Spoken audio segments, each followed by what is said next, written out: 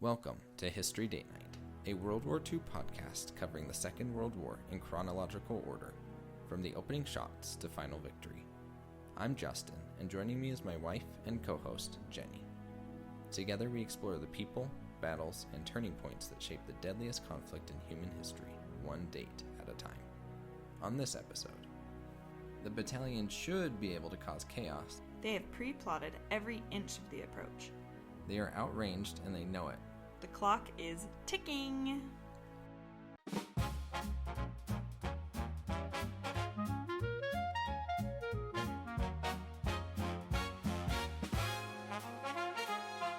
Welcome back to History Date Night. I'm Justin. Last episode, we left two forces sailing toward the same estuary without knowing about each other. The Graf Spee has been at sea for 3 months, sinking 9 Allied ships, and it was heading for the River Plate off of Uruguay. Commodore Harwood's Force G, consisting of 2 British and 1 New Zealand Navy cruisers, has predicted exactly that and positioned themselves to intercept. This episode, December 11th through the 17th, sees that battle unfold. It's also the week that Finland wins its first major battle. The League of Nations does something remarkable for the first and about the last time. And Canada arrives in Britain 3 months after going to the war. I'm Jenny. This week is a David and Goliath kind of week in 2 directions at once. Finland is David, and the Graf Spee's hunters are also David. Both face something much larger than themselves, and both win. Let's get into it. December 11th, Northern Finland. The Soviet 163rd Rifle Division has pushed to Suomussalmi, the small lakeside town in central Finland, 400 miles north of Helsinki that we first mentioned a couple of episodes ago. They have captured the town. They are sitting at the end of a long, narrow road through dense birch forests and temperatures already dropping to minus 20 degrees Celsius. They are surrounded by trees, and the Finns, on skis, have cut their supply line behind them. Finnish ski patrols move through the forest at night, attack and destroy Soviet supply columns, then vanish back into the trees. The 163rd Division has its objective, but it cannot be resupplied. It can't move. To understand why this is so catastrophic for the Red Army, you need to understand what the Soviet Army brought to Finland, and what it didn't. Entire Soviet divisions have no intelligence estimates of the enemy. They have inaccurate maps, although luckily, they do have brass bands and propaganda posters. They are bringing flat trajectory filled guns into some of the densest forests in the world, and every division is dragging around anti-tank guns, even though the Finns really have no tanks in the dense forests. There are divisions issued manuals on ski tactics, but not issued the actual skis. It takes several weeks for the Soviets to even get around to painting their tanks white to blend in with the snow. North of Lake Ladoga, the enormous lake in southern Finland, roughly the size of Connecticut, sitting just north of Leningrad, the situation is much more complex. A Soviet advance along the Tolvajärvi road is threatening Finland's main railway supply line to the whole Ladoga front. If that railway fails, the entire Mannerheim line could be attacked from the rear. Finnish commander Mannerheim calls in reinforcements under Colonel Paavo Tavela and plans a counterattack for December 11th. The night before the planned attack, the Russians jump the gun. A Soviet battalion penetrates the forest north of Lake Tolvajärvi and hits the Finnish supply line behind the main army positions. There's no defense there, just field kitchens and the supporting services. The battalion should be able to cause chaos. Instead, the attackers stop to eat. They find large simmering vats of sausage soup in the Finnish field kitchens, and exhausted and frozen, they stop to eat them. All momentum is lost. An improvised counterattack, composed largely of cooks, clerks, and medics, is organized and personally led by a Finnish officer named Eero Pajari. This engagement is known to history as the Sausage War. It is one of the few instances of bayonet fighting in the Winter War. The cooks and clerks attack the Soviet troops who stop to eat their soup in brutal close-quarters combat in the Finnish forests in the dark. When frontline Finnish troops arrive at 4 a.m. to reinforce them, the Russians retreat. The main battle of Tolvajärvi takes place on December 12th. The Finns are outnumbered 4 or 5 to 1. When it ends, the Finns have actually inflicted several thousand casualties on Soviet forces, while suffering only a few hundred of their own. It is the first significant Finnish victory of the Winter War. Officers Pajari and Talvela become national heroes overnight. Down on the Karelian Isthmus, where the main Soviet thrust is concentrated, the attacks have been equally costly for the Red Army. In Taipale, on the extreme eastern flank of the Mannerheim Line where it meets Lake Ladoga, the Soviets launched a major assault on December 14th with 50 tanks in 2 formations, followed by an entire infantry division. The Finnish artillery does not respond to the pre-dawn barrage. At 11:30 a.m., when the barrage stops and the attack begins, the Finnish guns open up. They have pre-plotted every inch of the approach.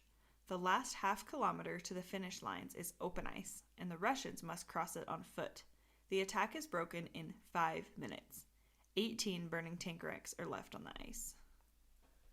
This battle has been described as the Somme in miniature, referencing the World War I battle. The tanks moved in ungainly clumps. The infantry attacked in dense human wave formations across open ice into pre-sighted machine guns. The Soviets had expected a 2-week war. By December 11th, those first 12 days have come and gone, and the Winter War is just getting started. A Soviet artillery chief named Voronov has warned before the invasion that it would take 2 or 3 months. The planning staff laughed at him and told him to base his calculations on 12 days. No one is laughing now. Voronov is being proved right in the most expensive way possible. December 14th, in Geneva, Switzerland. The League of Nations, the international organization established after the First World War to prevent exactly this kind of war, expels the Soviet Union for its invasion of Finland.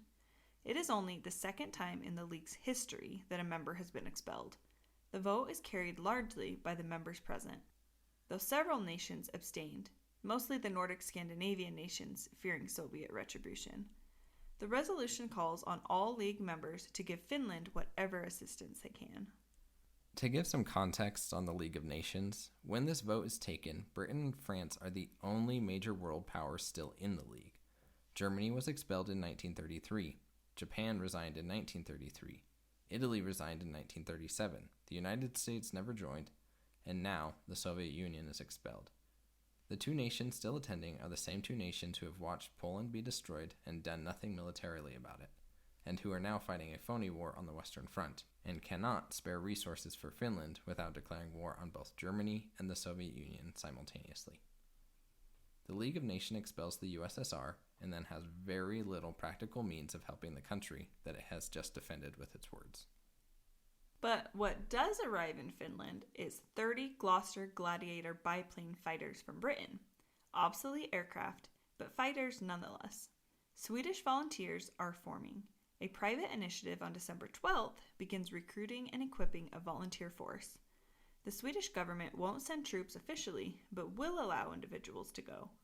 Finland receives sympathy from virtually everywhere. But practical help is much harder to come by. On December 12th, a horrible accident happens in the North Channel, a stretch of water between the northern tip of Ireland and the southwest coast of Scotland, roughly 25 miles wide at its narrowest point. The battleship HMS Barham, a World War I Queen Elizabeth-class battleship, is sailing with a destroyer screen. In the heavy fog and rough weather, the Barham collides with one of her escorts, the destroyer HMS Duchess. The Duchess is sunk. 124 men die. The Barham is barely scratched. This is not enemy action. This is just navigation in wartime conditions. No lights, no radio communication, and ships moving through formation in the dark. The sea is dangerous enough without the enemy trying to kill you, and this is just one of many ship collisions that will take lives throughout the war. December 14th, in the North Sea. RAF Bomber Command dispatches 12 Wellington bombers from No. 99 Squadron to attack the German cruisers Leipzig and Nuremberg, which had been damaged by a British submarine the previous day. The Wellingtons are flying in daylight. Within 30 minutes of arriving over Wilhelmshaven, they are attacked by Luftwaffe Bf-109 fighters. 5 are shot down. A 6th crashes on landing back in England. 6 out of 12 aircraft lost in a single mission. Here's the important part. RAF commanders initially refused to accept that fighters caused such losses. Their doctrine holds that a tight formation of bombers with interlocking defensive fire is too dangerous for fighters to attack successfully. The losses must have been caused by flak anti-aircraft guns. This self-deception will persist for a few more weeks until the evidence becomes undeniable. But the conclusion that the RAF eventually reaches, that daylight bombing over Germany is unsustainably costly against fighter opposition, will define British bombing strategy for the next 6 years. Night bombing, area bombing, the destruction of German cities in darkness, it begins here, in a failed raid on 2 damaged cruisers. December 13th, 6:14 in the morning, 150 miles east of the River Plate estuary, the wide, shallow body of water between Uruguay and Argentina, roughly 130 miles across at its mouth. The lookouts aboard the Graf Spee sight smoke on the horizon to the northwest. Commodore Henry Harwood's Force G, the heavy cruiser HMS Exeter, armed with 8-inch guns, and the light cruisers HMS Ajax and HMNZS Achilles, each armed with 6-inch guns. The Graf Spee's Captain Langsdorff identifies them as 1 cruiser and 2 destroyers and decides to attack rather than evade. It is a small but critical misidentification. The Graf Spee has 11-inch guns. She outranges and outguns everything Harwood has. But Harwood has been thinking about this problem. He knows a single squadron attacking from one direction will be destroyed before it gets into range. His solution is to split his force. Exeter attacks from the south. Ajax and Achilles work around to the north. The Graf Spee cannot concentrate all her guns in both directions simultaneously. It is a tactically elegant solution to an otherwise impossible problem, and it works. To a point. The Graf Spee immediately concentrates her main battery on Exeter, the heaviest of the 3 ships. Within 30 minutes, Exeter is badly hit.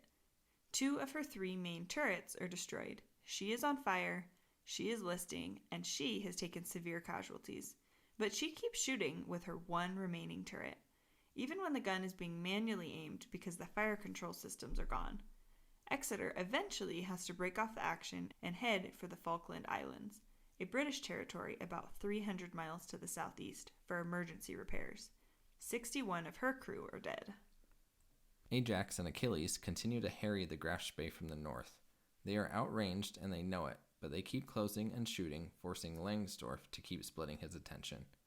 Ajax loses her 2 aft turrets to an 11-inch hit. Achilles takes splinter damage. But the Graf Spee, despite her enormous firepower advantage, fails to press the attack, and she takes hits of her own. Nothing that threatens her survival, but enough to damage equipment and kill crew members. By 8 a.m., Langsdorff makes his decision. He turns towards Montevideo, the Uruguayan capital, seeking a neutral port for repairs. Ajax and Achilles, battered and short of ammunition, shadow him from a safe distance. Langsdorff has 36 dead and 60 wounded aboard. His fuel processing plant is damaged. The ship cannot go far without it. He has expended a significant portion of his ammunition. He has a hole in his bow. He can fight, but he calculates that he cannot fight his way through the growing concentration of Allied ships that he believes are gathering outside the harbor. He enters Montevideo at midnight. Under international law, a belligerent warship can take refuge in a neutral harbor for repairs, but for a maximum of 24 hours, unless the neutral country grants an extension. The clock is ticking! What happens in Montevideo over the next 4 days is one of the more extraordinary pieces of wartime theater in the whole of World War II. I would call it a diplomatic circus. Uruguay grants the Graf Spee 72 hours, until 8 p.m. on December 17th, to make repairs and bury her dead. Langsdorff sends 320 crew members ashore in full uniform for the funerals. He attends himself. The British and French diplomatic missions in Montevideo work furiously to keep the Graf Spee bottled up. The key tool is a rule of international law stating that a belligerent warship cannot leave a neutral port if an enemy warship has departed that port within the previous 24 hours. Britain keeps a constant rotation of merchant ships departing at intervals, each departure resetting the 24-hour clock, theoretically trapping the Graf Spee inside. It is legally genius and devastating for the Graf Spee. Meanwhile, British propaganda on BBC broadcasts is giving the impression that massive naval reinforcements are converging on the plate. The truth is that only HMS Cumberland, a heavy cruiser that had been in the Falklands for a boiler cleaning when the battle was fought, has actually arrived to reinforce Ajax and Achilles. The force gathering outside is 3 cruisers. Langsdorff, reading the BBC reports and the intercepts his intelligence can gather, believes he faces something much larger. His own assessment is that he cannot repair the Graf Spee adequately within the 72 hours, he cannot fight through the fleet he believes is waiting, and he has orders from Berlin explicitly forbidding him to allow the ship to be interned in Uruguay. Hitler himself is consulted. The Führer's message back is simple: scuttle or fight in the open sea. There is no third option. Some accounts claimed Langsdorff consulted members of his crew, many of whom wanted to fight. In the end, he chose not to spend their lives on a battle he believed was already lost. On December 17th, shortly before sunset, the Graf Spee weighs anchor and moves out of the Montevideo harbor. The banks of the River Plate are lined with thousands of Uruguayan civilians. It is a Sunday, the weather is fine, and word has spread that something is about to happen. Ajax and Achilles are visible in the distance. They prepare for action. Naval attachés in motor launches wait at the edge of the 3-mile limit. The Graf Spee stops just outside the harbor. The crew transfers to the German merchant vessel Tacoma and to Argentine tugboats. Langsdorff intentionally waited for sunset to ensure his crew could be safely evacuated. At 7:52 p.m., just as the sun drops below the horizon, a series of shattering explosions tear through the ship. Charges detonate in the engine room, the magazines, the fuel tanks. Flames shoot into the darkening sky. The Graf Spee settles in the shallow water of the Plate estuary, her upper decks above the surface still burning. An audience of thousands watches from the banks. Ajax and Achilles, waiting for a battle, watch a bonfire instead. Captain Hans Langsdorff transfers his crew to Argentina, not Uruguay, which would mean internment under British influence, where they would spend the rest of the war.